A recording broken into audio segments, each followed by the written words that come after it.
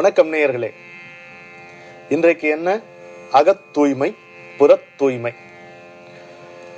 திருவள்ளுவர் உடனே உங்களுக்கு ஞாபகம் வருவாரு. புறந்தூய்மை நீரானமையும், அகந்தூய்மை வாய்மையார் காணப்படும், இல்லையா? எங்க தமிழாசிரியர் சொல்லுவார், தம்பி ஒரு ஏகாரம் போட்டுக்கோ, தேற்ற ஏகாரம் போட்டுக்கோ அப்படின்னுவாரு. எங்க சார்? நீரானுக்கு பக்கத்துல.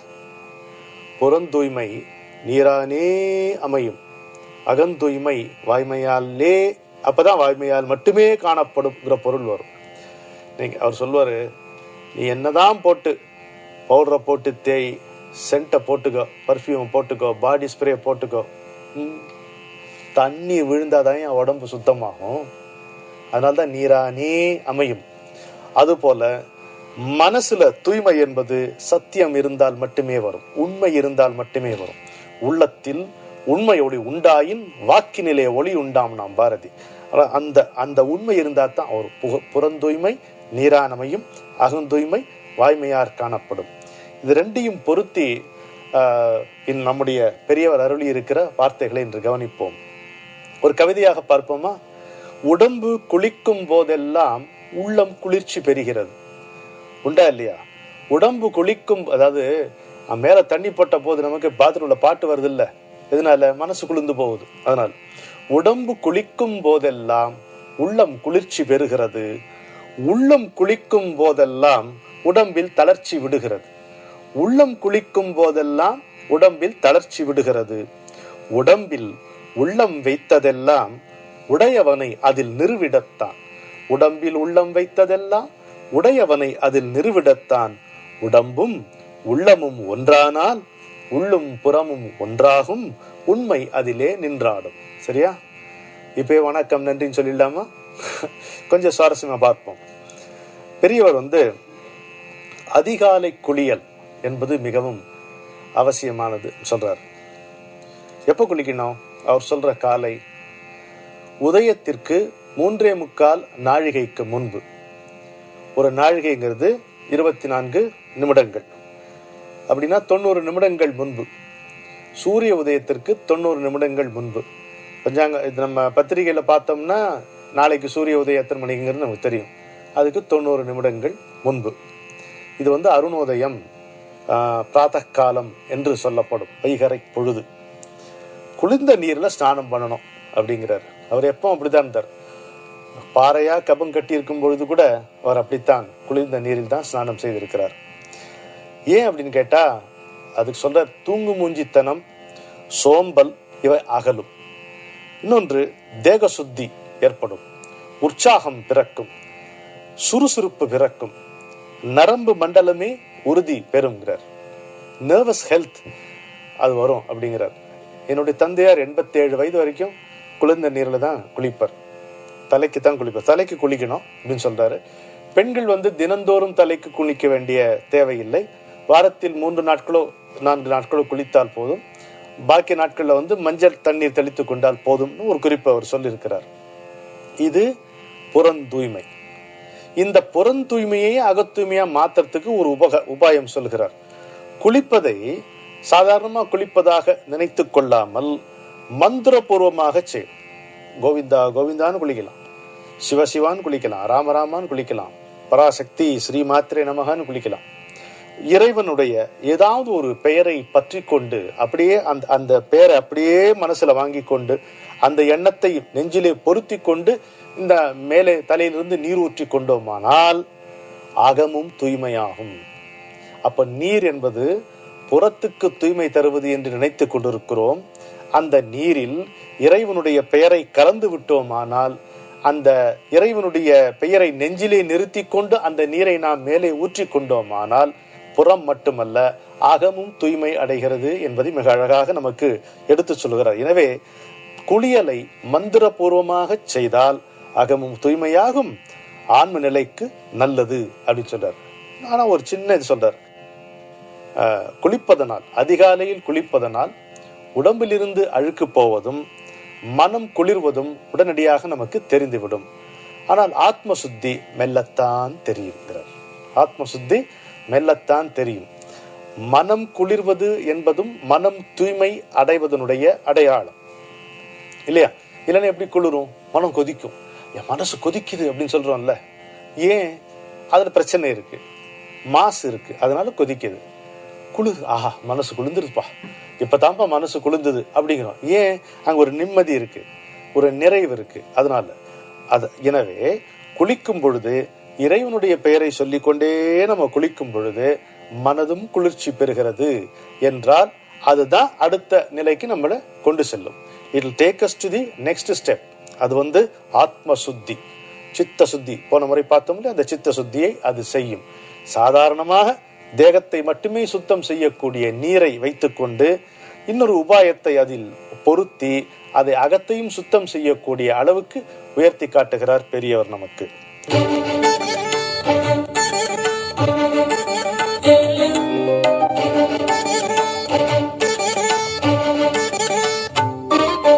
இப்போ அகத்தூய்மை புற தூய்மைன்னு ரெண்டையும் பார்க்கிறோம். ஒரு அழகான உதாரணம் சொல்றார். திருடன் வந்துட்டு போயிருக்கான் அவர் வீட்டுல. தோட்டத்தை வழியா திருடன் வந்து கொல்லை கதவை திறந்து கொள்ளையடிச்சிட்டு போயிருக்கான். அவனை கண்டுபிடிக்கணும், யார் திருடுறான். அப்போ என்ன பண்றோம்? கைரேகை பார்க்கறது மட்டும் இல்ல, காலடி சூடுகளை பார்க்குறோம் இல்லையா? ஃபாரன்சிக் எக்ஸ்பர்ட்ஸ் வந்து அவனுடைய ஃபுட் பிரிண்ட்ஸ் எல்லாம் பார்க்குறாங்க, பார்த்து அளவெடுக்கிறேன். இதெல்லாம் எவ்வளோ பார்க்குறோம் நம்ம. அப்போ இதை விட பெரிய திருடம் ஒருத்தருக்கானே, கண்ணுக்கு தெரியாதவன், என் உள்ளங்கவர் கள்வன், மாய்மாலன், மாயன். அவனை எப்படி கண்டுபிடிக்கிறது? கடவுளை விட பெரிய திருடன் இருக்க முடியுமா?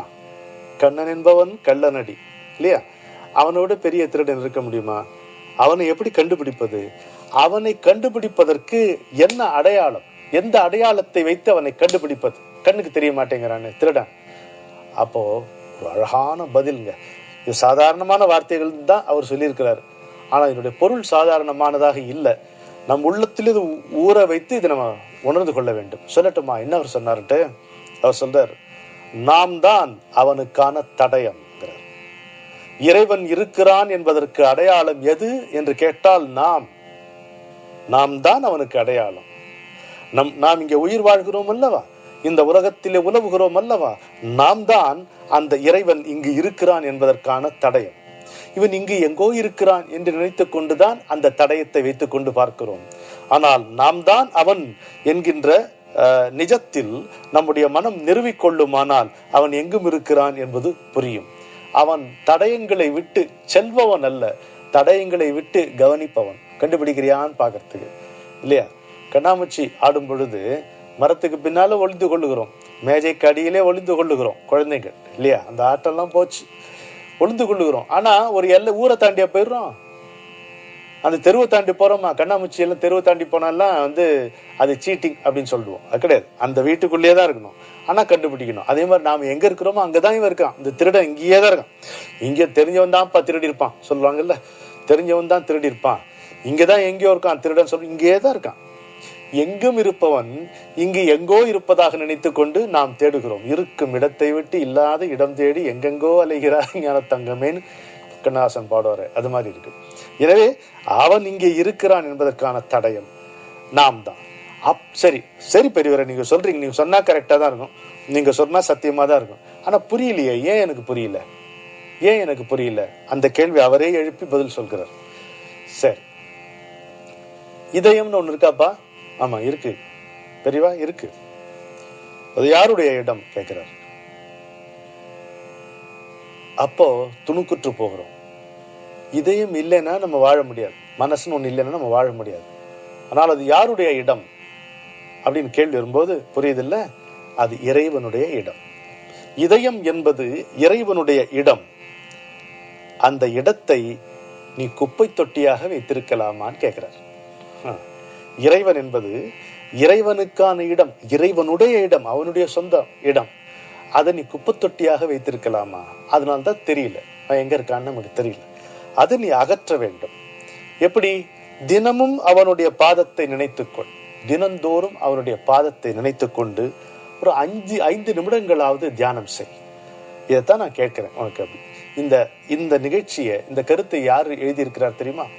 மதிப்புக்குரிய காலஞ்சென்ற நீதியரசர் மூமு இஸ்மாயில் அவர்கள் இதை எழுதியிருக்கிறார். நான் பெரியவரை சந்திக்க தவறியதே கிடையாது. அவரோடு எனக்கு சில கருத்து வேறுபாடுகள் மாறுபாடுகள் இருந்தாலும் அவரை நான் எப்பொழுதுமே சந்திக்க விரும்பினேன். அவரிடமே இதை நான் சொல்லி இருக்கிறேன். என்ன சொல்லி இருக்கிறாரா? நீங்கள் சொன்னதை செய்கிறீர்கள், செய்தபடி நிற்கிறீர்கள், சொல்லுக்கும் செய்கைக்கும் எந்த விதமான வேறுபாடும் இடைவெளியும் இல்லாமல் நீங்கள் வாழ்கிறீர்கள். எனவே உங்களை நான் மீண்டும் மீண்டும் சந்திக்க விரும்புகிறேன் அப்படின்னு ஜஸ்டிஸ் முமு இஸ்மாயில் அவர்கள் எழுதியிருக்கிறார். இந்த அருமையான நிகழ்ச்சியை நம்ம அதில் பார்க்கிறோம். அப்போ அகத்தூய்மை புறத்தூய்மை என்பது நமக்கு தெளிவாக புரிகிறது.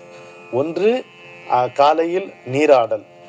ஒவ்வொரு முறையும் நான் உங்களை சந்திக்கும் பொழுது பெரியவருடைய கருத்துக்களில் ஒன்றை சொல்லித்தான் செல்லுகிறேன். பெரும் நிகழ்ச்சிகள் மட்டுமல்ல, நாம் கடைபிடிக்க வேண்டிய கடைபிடிக்க கூடிய சாத்தியமான சில கருத்துக்களை நான் சொல்லுகிறேன். ஒருபோதும் நாம் செய்ய முடியாததை அவர் சொல்லி சென்றதில்லை என்பதால் எத்தனையோ பேர் இதை கடைபிடித்துக் கொண்டிருக்கிறார்கள். அவர் சொன்னார் என்று தெரியாமலும் கடைபிடித்துக் கொண்டிருக்கிறார்கள். ஆனால் அவர் இப்படி சொல்லி இருக்கிறார் என்று தெரியும் பொழுது நமக்கு பழக்கமாகிவிட்ட ஒரு நல்ல பழக்கத்தை நினைத்து நமக்கே ஒரு மகிழ்ச்சி வருகிறது அல்லவா? அதற்காகத்தான் இந்த விஷயங்களை உங்களோடு தவறாமல் பகிர்ந்து கொண்டிருக்கிறேன். சரி, இன்றைக்கு ஒரு மகா வாக்கியத்தை பார்ப்போமா, தரிசிப்போமா?